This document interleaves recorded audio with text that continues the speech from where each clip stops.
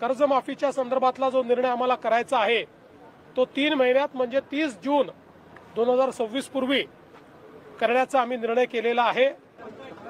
आमच्या जाहीरनाम्यामध्ये शेतकऱ्यांच्या कर्जमाफीच्या संदर्भातली घोषणा केली होती।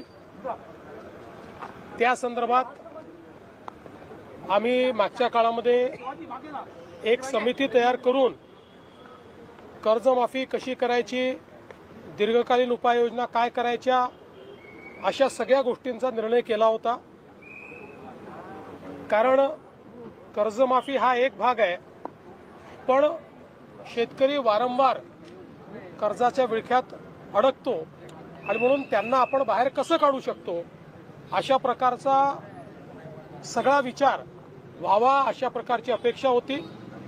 त्या दृष्टीने आम्ही जे मित्राचे चेअरमन आहेत प्रवीण परदेशी यांच्या अध्यक्षतेखाली एक समिती तयार केलेली आहे। ही समिती कर्जमाफीच्या संदर्भात कशा पद्धतीने ती करता येईल, त्याचे निकष काय असतील, भविष्यात शेतकऱ्यांना आपल्याला कर्जाच्या विळख्यातनं बाहेर कसं ठेवता येईल किंवा थकीत कर्जात तो जाणार नाही याकरता काय उपाययोजना करता येतील, या सगळ्या बाबींवर निर्णय करेल। त्या संदर्भात आम्ही असा निर्णय आज केला आहे की एप्रिल महिन्याच्या पहिल्या आठवड्यात या कमिटीने आपलं कामकाज पूर्ण करावं आणि आम्हाला कर्जमाफी कशी करायची, त्याचे काय निकष ठरवायचे या संदर्भातला एक अहवाल द्यावा आणि या अहवालावर कर्जमाफीच्या संदर्भातला जो निर्णय आम्हाला करायचा आहे तो 3 महिन्यात म्हणजे 30 जून 2026 पूर्वी करण्याचा आम्ही निर्णय केलेला आहे। त्यामुळे आता सगळे टप्पे आम्ही या ठिकाणी ठरवलेले आहेत। सगळ्या नेत्यांशी आमची चर्चा झाली, अतिशय सकारात्मक चर्चा झाली। त्या चर्चेमध्ये त्यांनी देखील याला मान्यता दिलेली आहे।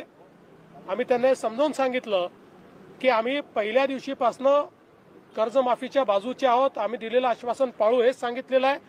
पण आता लगेच शेतकऱ्यांना त्यांच्या खात्यात पैसे देणं गरजेचं आहे।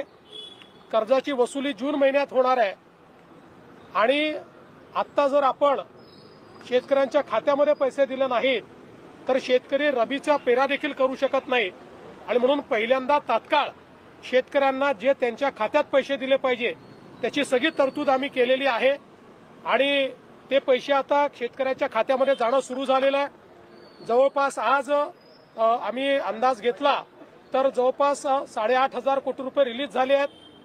त्यातले 6,000 कोटी प्रत्यक्ष खात्यामध्ये गेले आहेत आणि पुढच्या 2 दिवसात उरलेले पैसे जाणार आहेत। अजून 11,000 कोटी रुपये हे काल आम्ही जे कॅबिनेटला परवा मान्य केले तेही आता येत्या 2 ते 3 दिवसात रिलीज होणार आहेत आणि तेही शेतकऱ्यांच्या खात्यामध्ये जातील आणि अजून 1,500 कोटीची आम्ही प्रोव्हिजन केलेली आहे। त्यामुळे आता शेतकऱ्यांच्या खात्यामध्ये पैसे जाणं हे महत्त्वाचं आहे, ते आम्ही जाणं सुरू केलेलं आहे आणि माझा अंदाज आहे की पुढच्या 15 ते 20 दिवसात 90% शेतकऱ्यांच्या खात्यात हे पैसे पोहोचून जातील। 10% कदाचित अनेक वेळा आम्हाला अनुभव आहे, खात्याच्या अडचणी असतात त्या जाऊन सोडवाव्या लागतात, मल्टिपल खाती असतात, अशा प्रकारच्या गोष्टी असतात। त्यामुळे तेही आम्ही त्यांचंही जे बाकी 10% आहेत त्यांचंही आम्ही त्या ठिकाणी पूर्ण करू आणि फॉर्च्युनेटली याला कुठली आचारसंहिता नसते, त्यामुळे आचारसंहिता लागली तरी ही मदत त्यांच्या खात्यामध्ये जाऊ शकते। त्यामुळे आम्ही त्यांना समजावून सांगितलं की पहिल्यांदा ही मदत देणं हे महत्त्वाचं आहे, त्यामुळे ती मदत आम्ही देऊ आणि मग ही जी काही कमिटी आम्ही केलेली आहे या कमिटीचा रिपोर्ट घेऊन त्याच्या आधारावर आम्ही ही कर्जमाफी करू।